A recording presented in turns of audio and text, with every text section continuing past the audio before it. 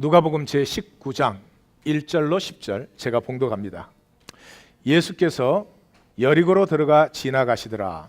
삭개오라 이름하는 자가 있으니 세리장이요 또한 부자라. 그가 예수께서 어떠한 사람인가 하여 보고자 하되 키가 작고 사람이 많아 할 수 없어 앞으로 달려가서 보기 위하여 돌 무화과 나무에 올라가니 이는 예수께서 그리로 지나가시게 되미르라. 예수께서 그곳에 이르사 쳐다보시고 이르시되 삭개오야 속히 내려오라. 내가 오늘 내 집에 유하여야 하겠다 하시니 급히 내려와 즐거워하며 영접하거늘 무사람이 보고 수군거려 이르되 저가 죄인의 집에 유하로 들어갔도다 하더라. 삭개오가 서서 주께 여짜오되 주여 보시옵소서 내 소유의 절반을 가난한 자들에게 주겠사오며 만일 누구의 것을 속여 빼앗은 일이 있으면 네 갑절이나 갚겠나이다. 예수께서 이르시되 오늘 구원이 이 집에 이르렀으니 이 사람도 아브라함의 자손임이로다. 인자가 온 것은 잃어버린 자를 찾아 구원하려 함이니라. 아멘. 오늘 들어가는 질문은 인간이 받기를 가장 원하지 않는 것은, 받기를 가장 싫어하는 것은 무엇일까? 잠시 생각을 해보십시오. 답은 은혜입니다. 우리가 가장 받기를 원하지 않는 것, 싫어하는 것이 은혜입니다. 여러분들은 좀 놀라실지 모르겠어요. 교회 안에 은혜가 변질되었기 때문에 사람들이 다 은혜를 원하는 줄 압니다. 대개는, 다는 아니겠지만 은혜를 받았다는 말은 내가 듣기를 원하는 말씀을 들었다든지 또는 내 믿음이 옳다는 것을 확정해주는 말을 듣고 기분이 좋았다, 그런 말이죠. 은혜라고 하는 것은 의의가 없는 자에게 그저 주어지는 혜택을 은혜라고 합니다. 의의가 없는, 공로가 없는 자에게 거저 주어지는 혜택을 은혜라고 합니다. 사람은 가장 원하는 것이 자기의입니다.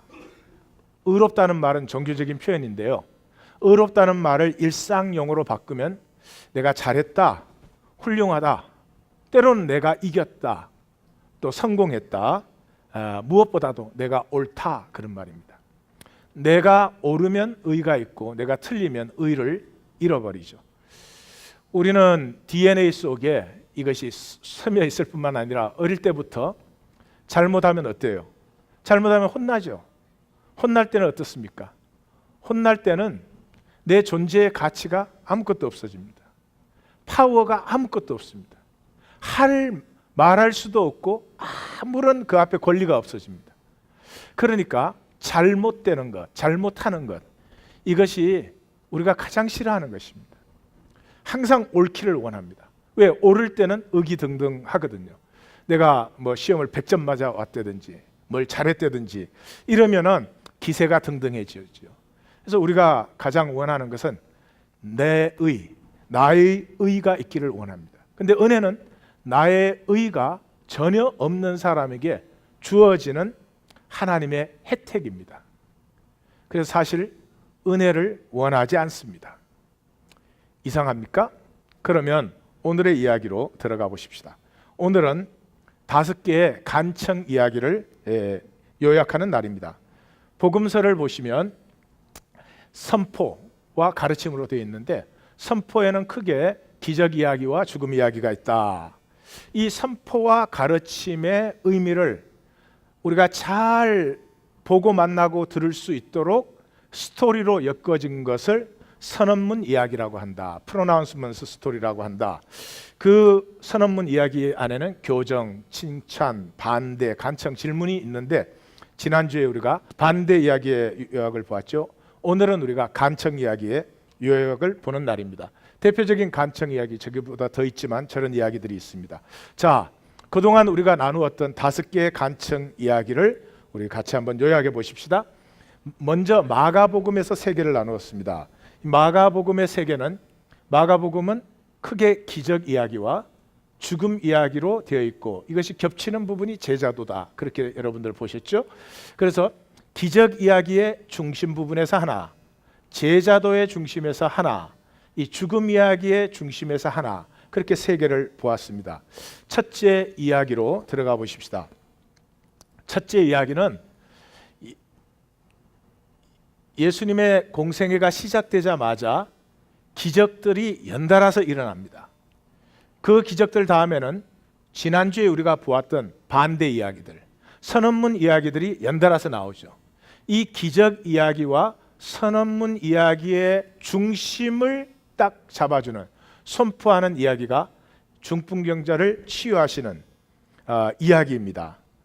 자, 그 이야기를 들어가 보면은 예수님께서 막 기적을 연속해서 행하시다가 수일 후에 그 다음에 집에 계시다는 소문이 들려서 많은 사람들이 모여서 들었을 자리도 없었다. 그때 그들에게 도를 말씀하시더니 Speaking the word, 그렇게 나옵니다. 그래서 읽어보시면 아시겠지만 무슨 얘기를 하시려는가, 굉장히 긴장이 고조된 상태에서 시작되는 이야기입니다. 그게 중요한 이야기겠죠. 그래서 인자, 믿음, 제사함, 이 복음의 세 가지 단어가 처음으로 복음서에 이 얘기에서 등장을 하게 됩니다. 복음의 중심이 나타나는 거죠.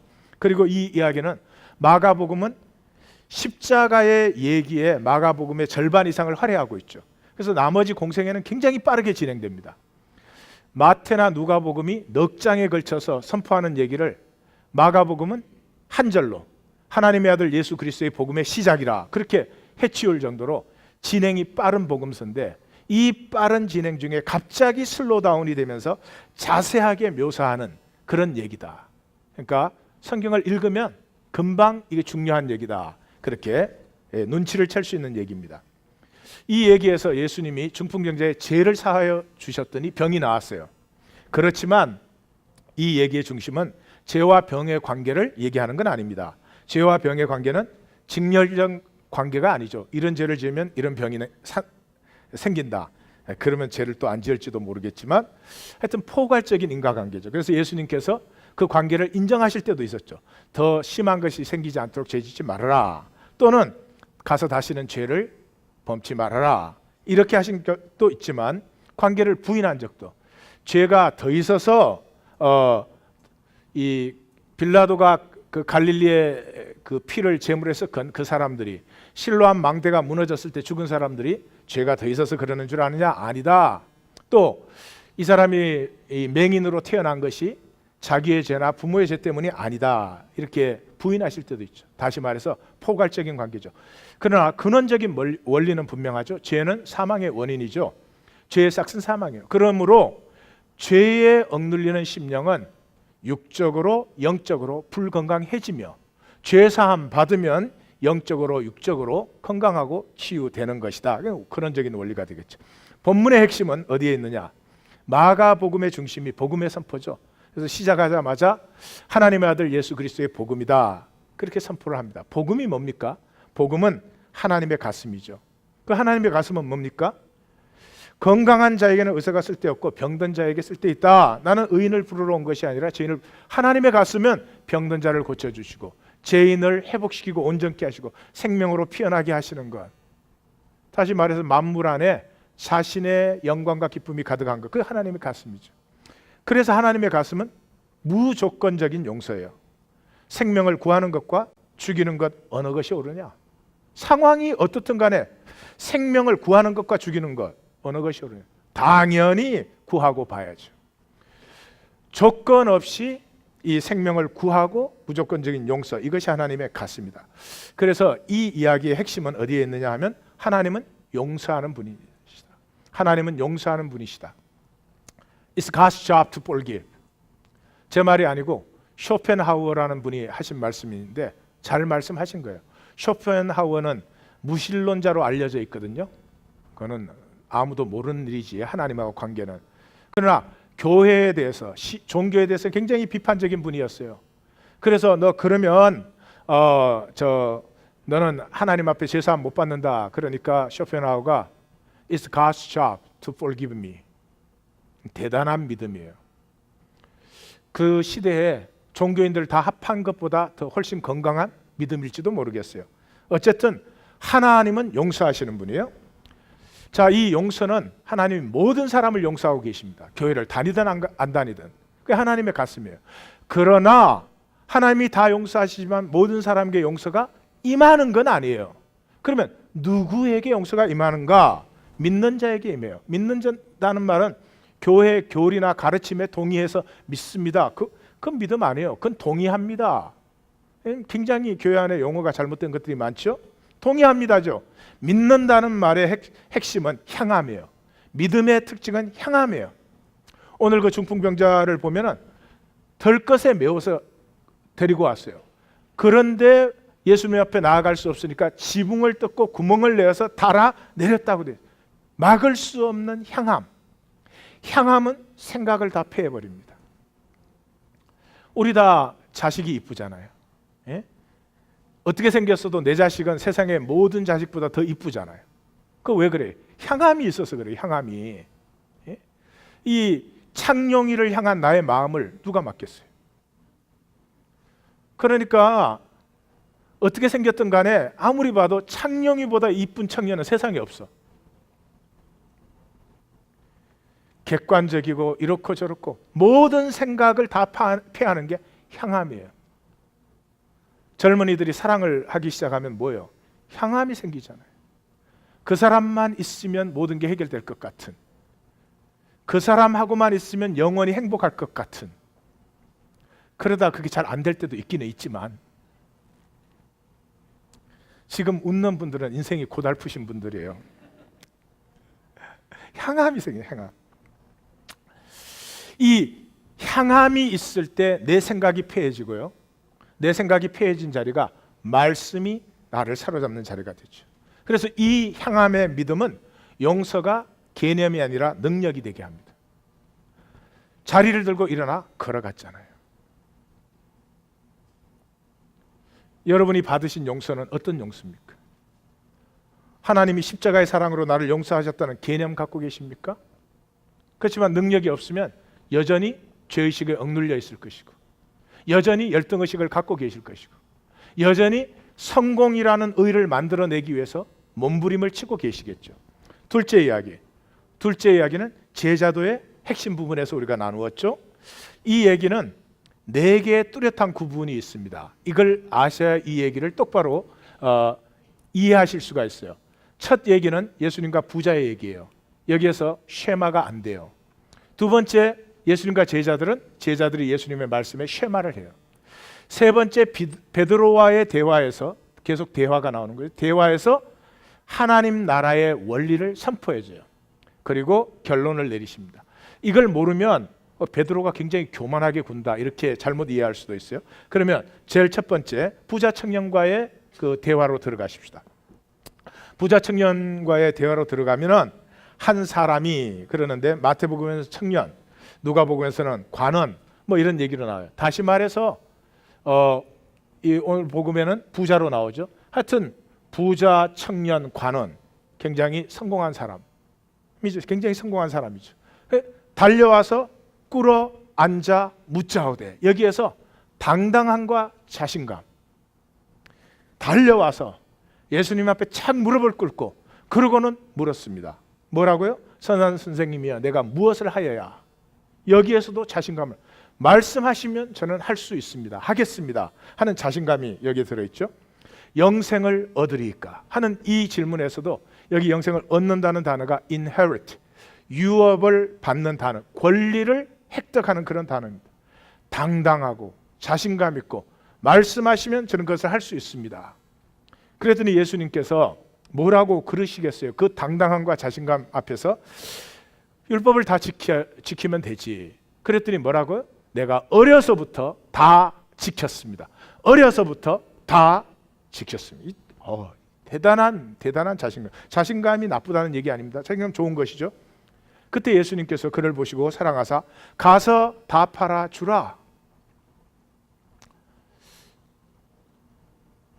왜 당당합니까? 자기가 의가 있기 때문에. 그때나 이 시대나 무엇이 의죠? 성공이 의입니다. 성공한 사람 앞에서는 할 말 없어요. 성공한 사람은 당당합니다. 성공한 사람은 기가 안 죽어요. 성공한 목회자가 말을 하면 그게 다 진리인 줄 알아요. 내가 말하면 진리를 말해줘도 길다 소리만 해요. 세상의 의는 성공입니다. 성공이 나쁜 거 아닙니다. 성공하지 말라는 얘기 아닙니다. 아니, 하나님의 백성이면 당연히 성공하셔야죠. 그러나 성공 자체가 의의 전부는 아니죠. 이 청년이 가진 의, 대단한 의였습니다. 그렇게 당당하고 자신감 있는 의였습니다. 그런데 예수님께서 그 의 다 버려라. 너의 의를 버리면 그러면 하늘의 보화가 너에게 있을 것이다. 그때 나를 따르라. 알아, 너 열심히 한 거 아는데 그것 갖고 나 따를 수 없어. 너 어려서부터 율법 다 지킨 거 아는데 그것 가지고 나를 따를 수는 없어. 나를 따르려고 하면 하늘의 보화가 임해야 돼. 하늘의 의 없이는 나를 따를 수는 없어. 하늘의 보화를 받으려면 너의 의를 놓아라. 이게 안 되는 거죠. 재물이 많은 거로, 우리말로 바꾸면 큰 성공을 한 사람인 거로 그 의를 버릴 수가 없어서 슬픈 기색을 띠고, 굉장히 올대 모습과는 대조적이죠. 근심하며 가니라. 여러분, 진짜 의의 특징이 뭔 줄 아십니까?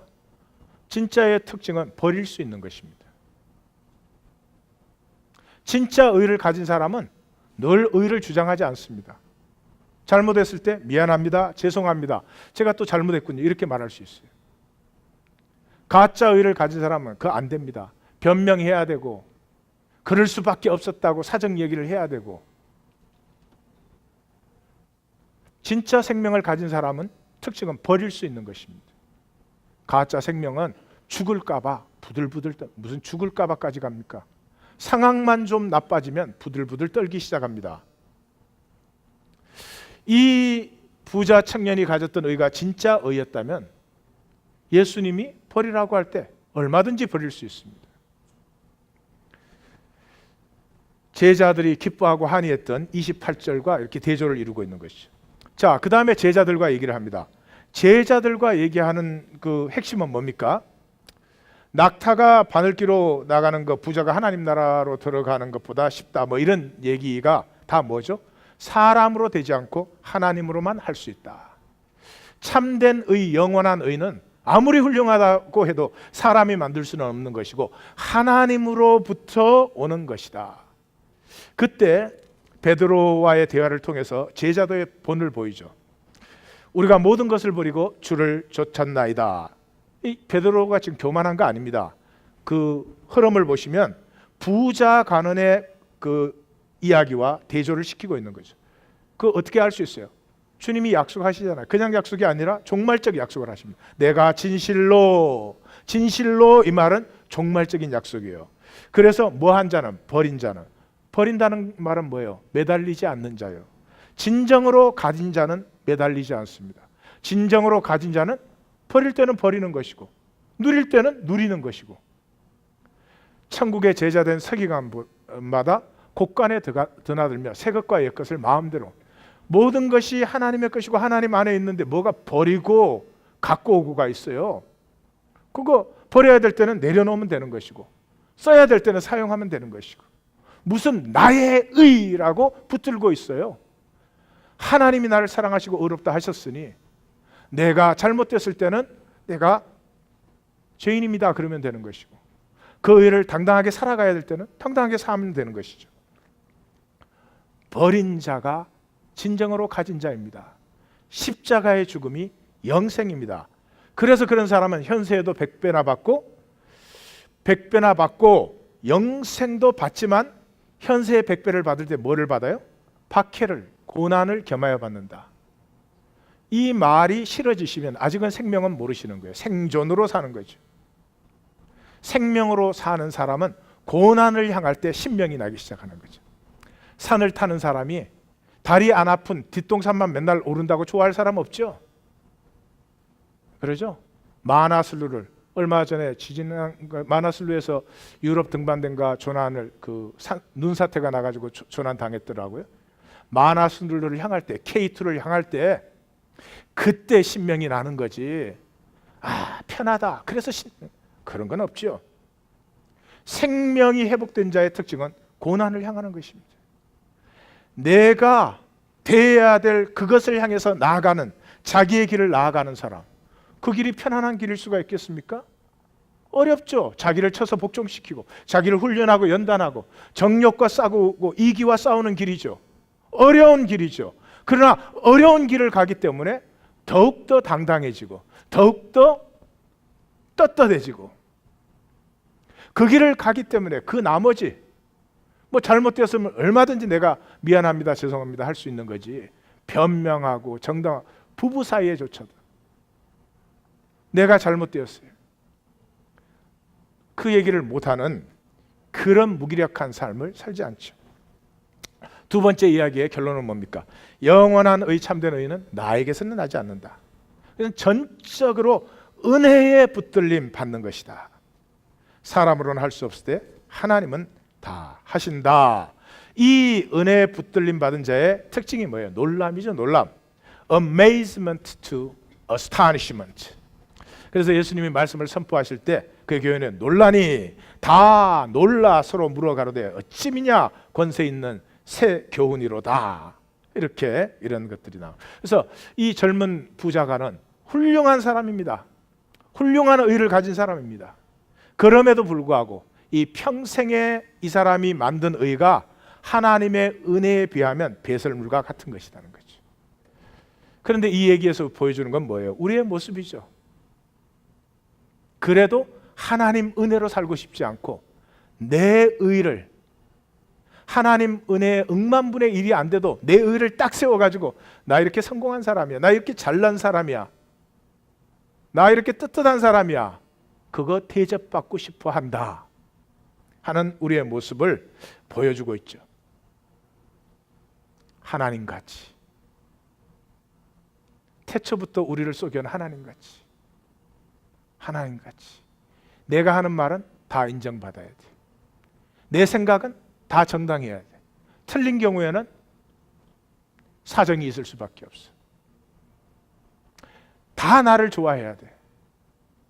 나를 싫어하는 사람은 있어서는 안 돼. 하나님같이 자기 나라를 세우려는 것이지, 하나님의 나라를 지향하는 그런 사람이 힘들다. 그래서 다 불안 속에 살고 있죠. 그래서 오늘 명상에 요즘은 뭐 인터넷 시대가 돼서 이런 게 많이 떠돌잖아요. 그걸 제가 정리를 좀 했습니다. 결론 부분을 보시면 이제 제 얘기구나 아시겠지만, 인간의 의와 생명 감동, 그래서 건물은 높아졌지만 자아상은 왜소해졌고, 도로는 넓고 커졌지만 시야는 좁아졌고, 소비는 많아졌지만 기쁨은 줄어들었다. 집은 커졌는데 가족관계는 메말랐다. 삶은 더 편리해졌는데 시간은 더 모자라고, 학력은 높아졌지만 생각은 더 모자란다. 모두 너무 바쁘고 쉽게 화를 내고 지쳐서 산다. 수입은 늘었지만 삶은 잃어버렸고, 수명은 늘어났지만 생의 가치는 줄었다. 달에는 갔다 왔지만 길 건너 이웃을 만나지 못하고, 외계는 넓혀가면서 지금 화성에서 새로운 사진들 보내가지고 신기하더라고요. 내 안의 세계는 상실했다. 원자는 쪼개지만 편견은 부수지 못하고, 여가는 늘었지만 열정은 메말랐다. 수많은 편안의 약속들, 그러나 점점 더 느낄 수 없는 행복, 인간이 만들어가는 이 성취들, 사라져가는 생명의 감동들. 세 번째 이야기는 예수님의 예루살렘 사역에서 나오는 것입니다. 이 얘기는 모두가 잘 아는 얘기입니다. 서기관이 와서 물었습니다. 모든 계명 중에 첫째가 무엇입니까? 했더니 예수님께서 대답을 하셨습니다. 주건 너의 하나님을 목숨을 다하고 마음을 다하고 뜻을 다하고 힘을 다하여 사랑하라. 그리고 둘째는 이것이니 내 이웃을 내 자신과 같이 사랑해라. 이렇게 했습니다. 예수님 성경을 그대로 답변해 주신 거죠. 신명기 6장에 이스라엘아 들으라 쉐마 이스라엘의 답변과 레위기 19장에 내 이웃 사랑하기를 내 자신과 같이 사랑하라 하는 답변을 주신 것이죠. 이 답변의 특징은 이것입니다. 분명히 하나를 질문했습니다. 싱귤러.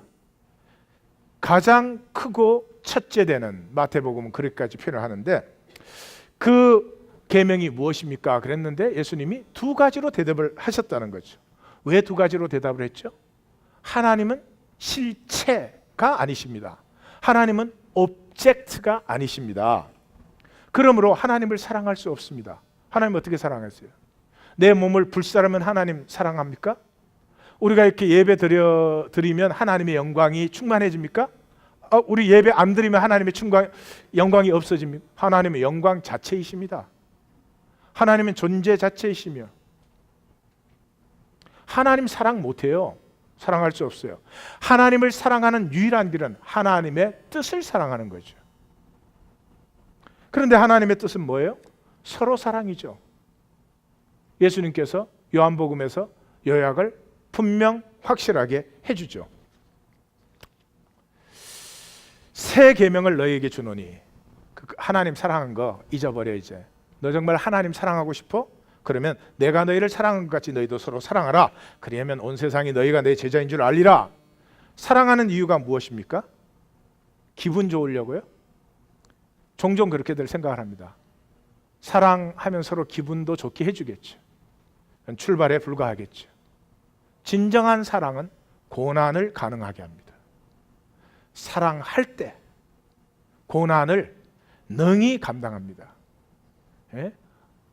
사랑할 때, 사랑받을 때 고난을 향할 수 있습니다. 사랑받지 못하는 사람은, 사랑하지 않는 사람은 그저 편해야 됩니다. 두 번째, 이 질문과 답변 속에 구약의 가장 중요한 전통 하나가 들어있습니다. 그것이 제의와 본질입니다. 리추얼과 에센스.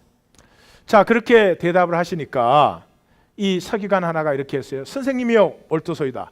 전체로 드리는 모든 분제물과 기타의 제물보다 낫습니다. 그랬더니 예수님이 그 서기관을 보고 내가 하나님 나라에서 멀지 않도다. 제의가 뭐예요? 하나님 앞에 나와서 이렇게 예배하는 예배 행위, 그걸로 하나님을 사랑한다고 생각하시면 가짜 중에 가짜. 하나님을 사랑하시면 서로 사랑하는 거죠. 이 땅을 사랑하는 거지. 이 땅을 회복시키고 하나님 나라가 피어나게 하는 것이지, 내가 와서 종교 행위하는 것으로 하나님을 사랑한다고 생각하시면, 내가 마음으로 하나님을 믿는 것으로 하나님을 사랑한다고 생각하시면 위선자 중에 위선자. 그래서 예수님이 바리새인들과 서기관들에게 7번을 화 있을진저 외식하는 서기관들과 바리새인, 외식한다, 종교 행위는 하지만 삶은 없는 회칠한 무덤 같아. 겉으로는 아름답게 보이지만 그 속에는 뼈가 가득하지 않느냐. 우리의 모습이죠. 교회 안에서 서로 대하는 모습이 얼마나 은혜스럽고 좋습니까? 정말 우리 안에는 사랑이 들어있을까요? 정말 우리 안에는 서로를 용서하고 긍휼함이 들어있을까요? 이와 같이 사람에게는 옳게 보이나 하나님이 보면은 가짜 중에 가짜. 이게 선지 전통이죠. 선지 전통의 대표적인 것이 사무엘상 15장에 있는 거 아니에요? 순종이 제사보다 낫고 듣는 것이 수양의 기름보다 낫다. 호세아 6장 6절. 나는 인애를 원하고 제사를 원치 않는다. 번제보다 하나님 아는 것을 원한다. 미가서 6장 6절에서 8절. 유명하지 않습니까? 내가 무엇을 가지고 여호와 앞에 나아갈까? 천천의 수양을 가지고 나갈까? 만만의 기름을 가지고 나갈까? 사람아, 하나님이 너에게 구하는 것이 무엇이냐? 정의를 행하며 인자를 사랑하며 겸손히 하나님과 동행하는 것을 원하지 않느냐? 대표적인 선언이 아모스 선지자의 피 맺힌 선언이죠. 5장에 내가 너희의 절기를 미워하며 멸시하며 너희의 성회들을 기뻐하지 않는다. 이사야 선지서 열어보셨습니까? 1장 시작하자마자 나는 너희의 그 제물의 기름과 너희가 월삭과 대회와 안식일과 성회로 모이는 것을 견디지 못하겠다. 난 질렸다. 이거 지금 오늘 그대로 말하면 너희 주일 예배 드리는 거, 3일 예배 드리는 거, 너희 저 금요 기도회 하는 거 나는 질려서 더 이상 참을 수가 없구나. 왜요? 그 자체가 잘못돼서? 아니죠. 종교 행위만 하지 삶은 없으니 그게 얼마나 가짜니 그 앞에 진리인 하나님이 어떻게 견딜 수가 있겠습니까? 내가 너에게 번제나 소제를 드릴지라도 너희가 내게 드릴지라도 내가 받지 않는다. 내 살찐 희생 화목제 내가 돌아보지 않는다. 내 노랫소리를 내 앞에서 거칠지어다. 내 비파 소리도 내가 듣지 않는다. 찬양팀 성가대 큰일 났다. 찬양팀 찬양 성가대 찬양 안 받는다. 비파 소리 반주자도 큰일 났다. 네 반주 소리 나 안 듣는다.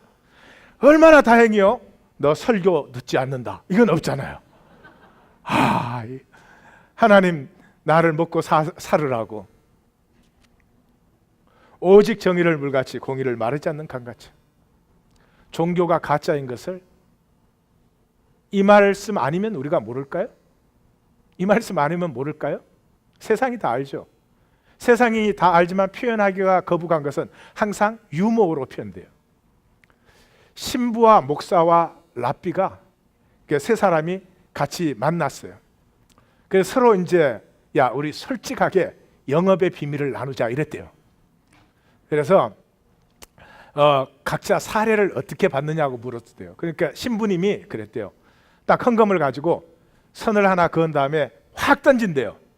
그래서 저 금 바깥에 무한한 세계는 다 하나님의 것이니까 그까지 날아간 건 하나님의 것이고 안에 떨어진 건 다 자기 거래요. 그랬더니 목사가 그랬대요. 나는 이렇게 원을 하나 쫙 그려놓고 원 밖에 무한한 세계는 다 하나님의 것입니다. 그리고 탁 던져서 바깥으로 나가는 건 다 하나님 드리고 이 원 안에 있는 건 다 내가 가진다 그러더래요. 오늘부터. 그랬더니 랍비가 그러더래요. 아유 이렇게 인색하게 구냐고. 자기는 공중에다 확 던져갖고 하나님 마음껏 가지세요. 다 가지시고 남는 거 땅에 떨어지는 것만 제가 가질게요.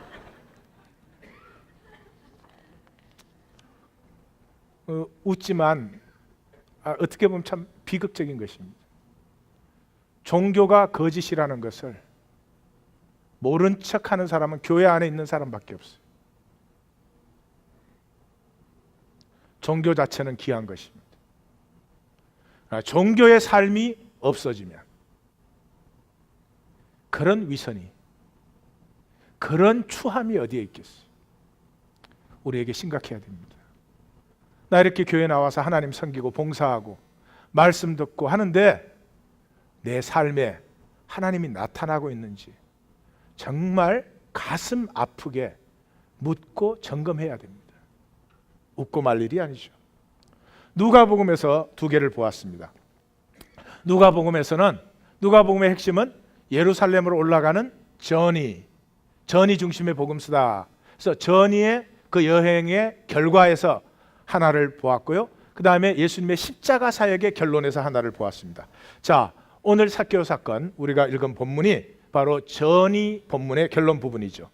이 전이 부분도 보시면 예수님이 십자가를 선포하십니다. 인자가 예루살렘에 올라가서 고난을 받고 십자가에 죽어야 된다 하는 말씀을 하시고 나서 바디메오가 예수님을 다윗의 자손 예수여, 다윗의 자손은 메시아죠. 메시아 예수여라고 부릅니다.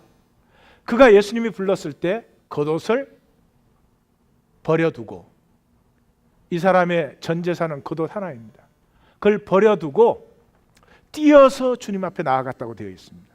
여러분, 어떻게 맹인이 뛸 수가 있습니까?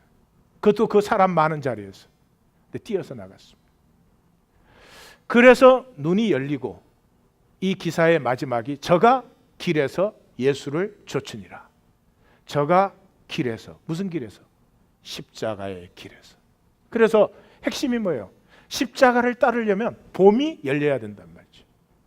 십자가가 생명인 것이, 영광인 것이, 십자가가 어렵고 힘들고 고난으로 보이는 사람은 어떻게 따르겠어요? 그 영광이 보여야, 봄이 열려야 따르는 것이죠. 이 십자가의 비밀을 중심으로 젊은 부자 간원의 얘기와 삭개오 얘기를 대조시키고 있는 본문이에요. 그래서 이야기로 들어가 보시면 세리가 사회적 종교적으로 아웃캐스트고, 그 다음에 로마와 유다 양쪽의 경멸을 받는 사람이고, 3대 부정, 이방인과 접촉, 압제자를 위한 봉사, 율법에 어긋난 부패, 이 다 뭐 얘기하는 거죠? 기쁨과 소망이 있을 수 없는 실존. 누구에게도 진정으로 존중받을 수 없는 실존. 돈 가진 건 부러워할지 모르지만 모두에게 경멸의 대상. 그러한 한 실존 속에 어떻게 생명의 기쁨이 강물처럼 흘러 넘쳐 나오는가 하는 것을 보여주죠. 삭개오가 훌륭했다가 아니죠. 왜 그래요? 개인적인 인적사항 안 나와요. 그러니까 삭개오가 훌륭했다 그런 얘기가 아니라 원리를 보여주는 거죠. 무슨 원리를 보여줘? 제사함을 받은 자의 이 솟구치는 화산 폭발과 같은 생명의 기쁨. 그 삭개오 얘기는 죄사함에 대한 사무친 향함을 보여주고 있죠. 예수를 만나고 싶은데 만날 수가 없어요. 사람이 많고 자신은 키가 작고. 그러니까 돌 뽕나무 위에라도 올라가서 예수님을 만나게 됩니다. 이런 향함이 예수님과 만났을 때 트랜스포밍 모멘트, 대전환의 순간이 일어나기 시작하죠. 이 트랜스포밍 모멘트가 오면서 은혜의 파격성이 일어나 자기가 상상할 수도 없었던, 자기가 생각할 수도 없었던 초월적인 생명의 새 삶이 피어나는 거죠. 마치 아르키메데스가 왕에게 이 과제를 받았어요. 왕관의 이 부피를 재우라고. 그 당시 밑변 곱하기 길이 곱하기 높이 하면 부피 재던 시대에 그 복잡한 왕관의 부피를 어떻게 재요?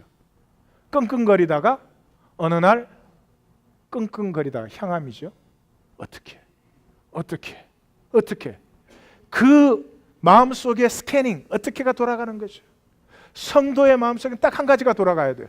어떻게 하면 하나님을 만날까? 어떻게 하면 하나님을 만날까? 어떻게 하면 하나님을 만날까? 내가 잘해서 아니에요. 내가 공로가 있어서 아니에요.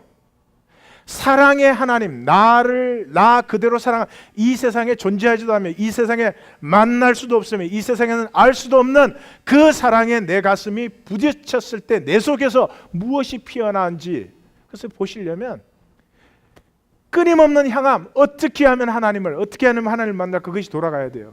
어떻게 그것을 풀까? 그게 스캐닝이 계속 돌아가니까 공중 목욕탕에 들어가 앉는데 물이 넘치는 순간에 아하 모멘트. 아하. 어떻게 했어요? 벌거벗은 채로 목탕에서 뛰어나서 궁궐같이 뛰어갔어요. 그 노학자에게 돈을 100만 불 줄 테니까 빨가벗고 한번 뛰어라 그러면 뛰겠어요? 아니에요. 생명 속에서 솟구쳐 나오는 이 엄청난 에너지의 방출이 모든 걸 초월하게 해버리는 거죠.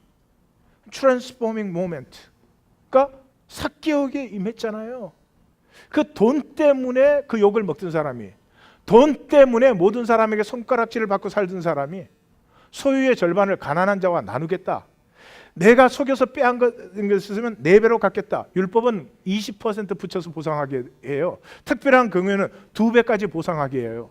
근데 율법을 훨씬 넘어서죠. 예수님 뭐라고요? 하나님 나라를 살고 싶어? 너희의 의가 서기관과 바리새인의 의를 넘어서야 돼. 여러분, 율법 지켰다. 아니요. 기쁨이 솟아나면 율법을 넘어서 버리는 거죠. 4배로 갚겠다는 거지. 이 대답 어디서 나오죠? 나단이 다윗을 꾸짖으니까 다윗이 그 얘기 듣고 4배로 갚아야 된다. 자기 스스로 했던 말이에요. 이 얘기의 결론은 무엇입니까? 구원이 뭐예요? encounter. 하나님과의 만남이에요. 용서를 원하시는 하나님과 그 용서받음, 죄사함을 향한 사무친 내 심령이 만나는 것이 구원이에요. 성경 공부해가지고 교리 배워가지고 내가 믿습니다. 여러분 우리 다 해봤잖아요. 능력 있으세요? 정말 새 삶이 피어났습니까? 정말 이제는 기쁨으로 사십니까? 아니요. 그런 것을 성경은 구원이라고 하지 않아요. 종교는 구원이라고 말해서 팔지요. 그거 하나씩 다 가지고 계신다고? 안심하셔서는 안 될지 몰라요. 두 번째 이 삭개오 사건에서 구원은 never private conversion of mind. 마음속으로 내가 하나님 믿었어. 직장 생활하는데 저 사람이 하나님을 믿는지 안 믿는지 알 수도 없어. 세상에 사는데 저 사람이 하나님 믿는 사람인지 아닌지 알 수도 없어. 그런 구원이 어딨냐 이 말이죠. 하나님의 이 내 삶을 뚫고 들어오는 하나님의 개입이 일어나 버렸는데 어떻게 아무도 몰라요? 자신도 몰라? 삭개오를 보세요. 온 집이 구원받았죠. 그 집안에 있던 이 식객들과 종들이 다 은혜를 받았죠. 그 다음에 그 근처에 가진 자들, 가난한 자들과는 나누었죠. 그 다음에 속여서 빼앗은 자에게는 4배로 갚았죠. 세리장이 그렇게 됐으니까 그 지역의 세리들이 다시 세금 쏘길 수 있어요? 조세 제도의 개혁이 일어나 버렸습니다. 그게 구원이에요. 굉장히 파워풀한 것입니다. 한 사람이 나를 창조한 하나님, 하나님의 생명으로 살기 시작하면 정말 어둠 속에 빛이 나타나는 거죠. 절대로 종교에 머무르지 마시고, 절대 종교에 쏙지 마시고, 부르신 바를 향해서 나아감에 대한 향함이 있는 성도님들이 다 되실 줄 믿습니다. 둘째 이야기. 둘째 얘기는 십자가의 결론 부분이죠. 잘 아시죠? 예수님이 십자가에 달렸는데 집행할 때 2가지 반응이 나타났어요.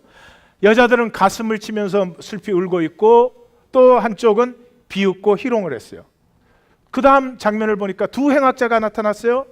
그래서 하나는 비방하여 내가 그리스도냐? 그럼 너 자신을 구원해봐라 이러는데, 한 사람은 그 사람을 꾸짖어서 내가 하나님을 두려워하지 않느냐? 그러면서 당신이 나라에 임하실 때 나를 기억하옵소서. 2개의 반응이 일어났어요. 그 다음에 십자가의 죽음이 일어났죠. 그랬더니 하나로 다 통일됐어요. 어떻게 해요? 형을 집행한 백부장이 그는 정령 의인이었다. 어떻게 이런 일이 일어났죠? 이 일을 다 보니라. 뭐가요? 십자가가 보였어요. 십자가가 보였어요. 무엇이 갈랐죠? 무엇이 2개의 다른 반응을 갈랐죠? 봄이었어요. 봄.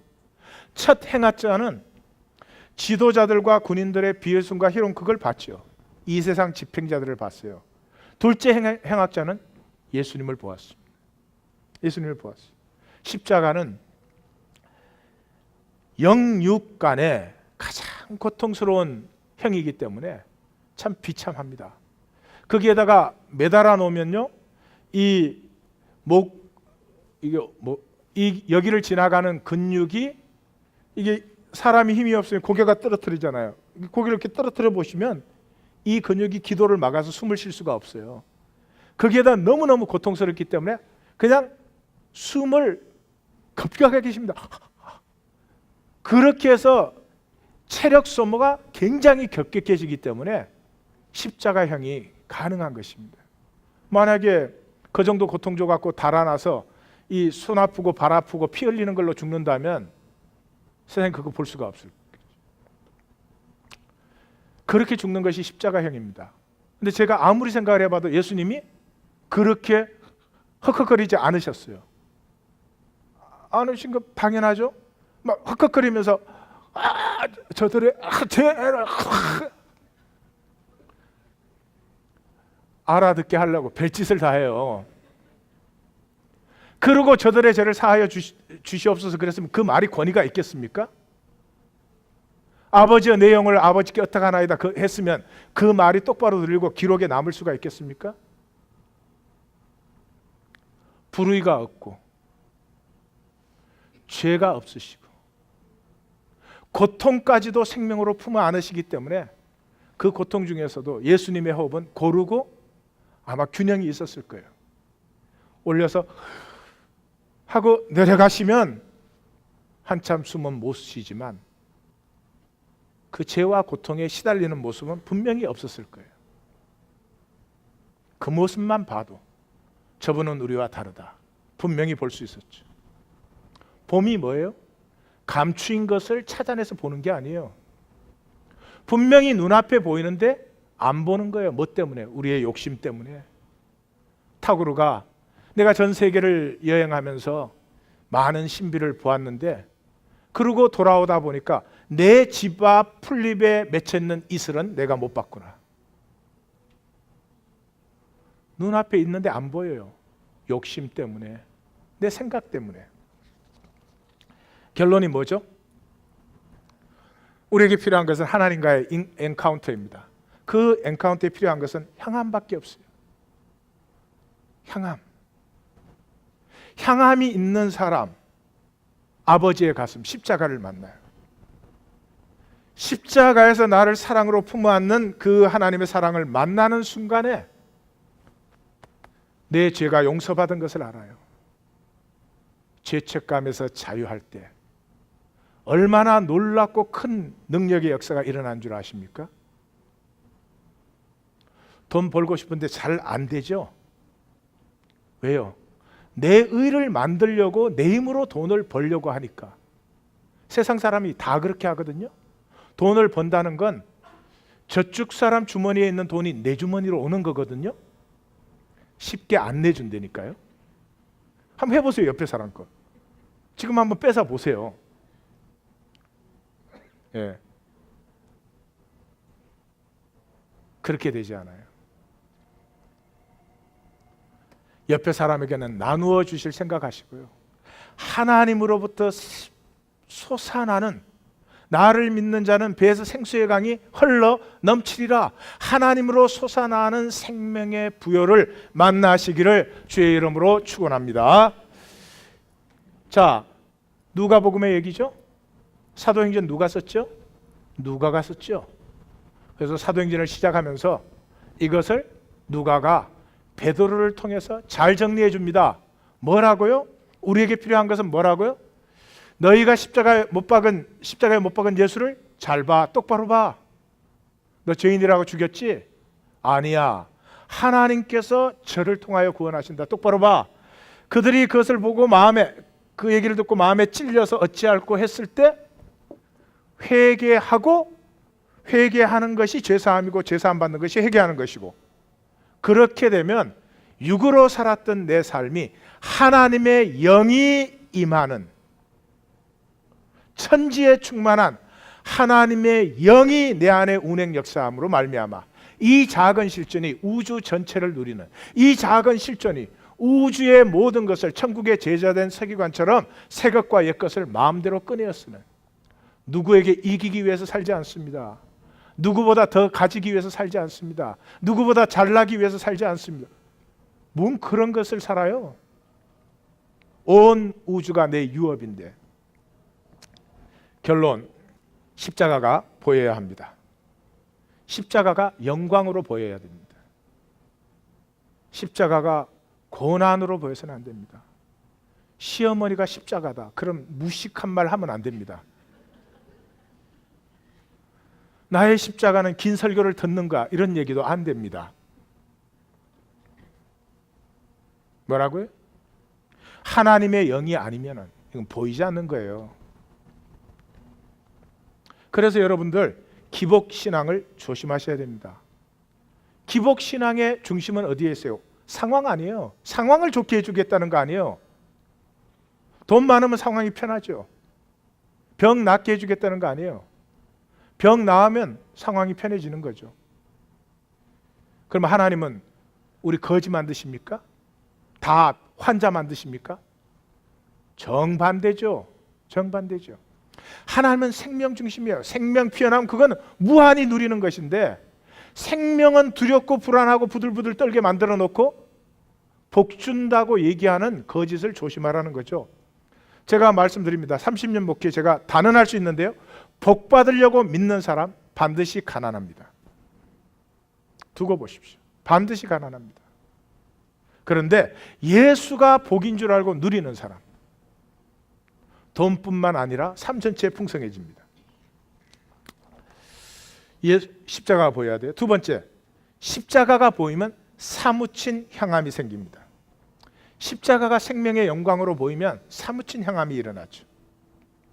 여러분, 하나님 나라를 피워내자, 나됨을 살자 이럴 때 그걸 우리가 완성하자 그런 얘기가 아닙니다. 완성되지도 않고 완성할 필요도 없고 완성할 수도 없는 것입니다. 우리가 할 수 있는 것이 여기까지 끝이에요. 뭐예요? 향함, 바라봄이에요. 바라봄.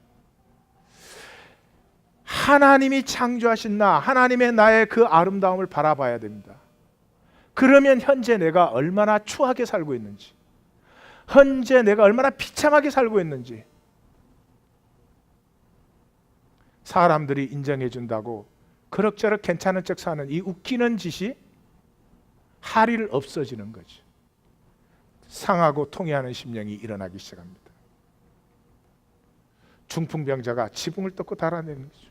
삭개오가 나무에 올라가는 것처럼 십자가의 강도가 평생에 죄 지은 것밖에 없는 그 입술이 어떻게 감히 하나님의 나라가 임할 때 나를 기억해 달라고 말할 수 있겠어요? 나의 모든 불의를 다 합친 것보다 더 크고 강렬한 소망이 내 안에서 피어나는 거죠. 십자가의 영광이 보이기 시작할 때, 이 사무친 향함이 하나님과의 감격의 만남을 엔카운터링, 은혜에 부딪히는 거죠. 나를 깨는 것이 은혜입니다. 이때 만남은 회개와 제사함을, 회개가 먼저냐 제사함이 먼저냐 동시입니다. 동전의 양면입니다. 내가 회개하는 그 순간이 죄사함을 받는 순간이고, 죄사함을 받는 그 순간이 나의 모든 주권을 내려놓는 시간이기도 합니다. 이 제사함은, 이때 제사함은 반드시 능력입니다. 절대로 개념이 아닙니다. 중풍병자가 일어나게 됩니다. 삭개오가 상상도 할 수 없던 삶이 피어납니다. 강도가, 여러분, 강도는 마지막 순간에 떳떳할 수가 없어요. 인간이기 때문에. 우리 다 괜찮은 척하고 살지만은 마지막 순간에는요, 내가 왜 그랬을까? 내가 왜 그런 짓을 했을까? 그때 그런 얘기 하지 말았어야 되는데. 응? 내가 아내에게, 내가 남편에게 마음이 상했지만 어떻게 그렇게 할 수가 있을까? 나는 어떻게 아이들에게 그런 아빠가 될 수 있었을까? 만약에 그런 생각이 안 들어온다면 인간이 아니죠. 그건 반드시 그렇습니다. 강도로 살아온 사람의 마지막은 어떻겠습니까? 끝없는 후회와 절망이 그 가슴을 사로잡게 됩니다. 그 자리에 종말의 약속이 임하게 되지. 이것입니다. 이런 능력이 제사함입니다. 이 모든 과정은 전적인 은혜입니다. 내가 향한다고 내 공로 아닙니다. 내가 향하는 것도 하나님이 그런 마음을 내게 주셨기 때문이죠. 오직 나는 누림이고, 오직 은혜고, 오직 깨어진 심령밖에 없어요. 나의 의가 조금이라도 있다면 그건 짝퉁이에요. 짝퉁이 아니요. 여러분, 가장 큰 최고의 은혜가 뭔 줄 아십니까? 이 시대의 은혜를 잘못 이해하고 있는데, 최고의 은혜는 이거예요. 나의 최고의 노력으로 최선을 다해서 살고, 그 최선을 다해서 산 그 순간에 돌아보니까 모든 것이 하나님의 은혜였어요. 아무것도 안 하고 믿습니다 이러고 앉아갖고 하나님이 뭘 다 해주시는 게 은혜가 아니고요. 은혜가 임한 사람은 생명의 전력 질주를 합니다. 정말 몸을 불살하게 내어줄 수 있습니다. 원수도 사랑합니다. 그렇게 살고 나서 돌아보니 내게서 나온 것이 결코 아니다. 이것이 최고의 은혜입니다. 그저 믿는다고만 하면 뭐가 공짜로 주어지는 그 은혜가 무슨 가치가 있습니까? 가치가 있을 수가 없잖아요. 우리에게 필요한 것은 딱 한 가지입니다. 죄사함입니다. 다시 말씀드립니다. 아무것도 필요하지 않습니다. 우리에게 필요한 것은 죄사함 한 가지밖에 없습니다. 이 성경이, 그래서 이 성경은 굉장히 작은 경전 아니에요. 종교 경전 중에 이렇게, 이 경전이라고 해서는 안 됩니다만은 종교 경전 중에 이렇게 작은 게 세상에 어디 있어요? 왜 그래요? 딱 한 가지. 죄사함밖에는 구약 뭐예요? 제사 얘기하잖아요. 신약 뭐예요? 온전한 제사, 십자가 얘기하잖아요. 성경 딱 한 가지 얘기합니다. 우리의 죄를 사하시기를 원하시는 하나님의 가슴, 십자가를 향한 향함을 누리시는 진정한 은혜와 감사가 넘치시는 우리 성도님들이 다 되실 것을 확신합니다. 기도하십시다.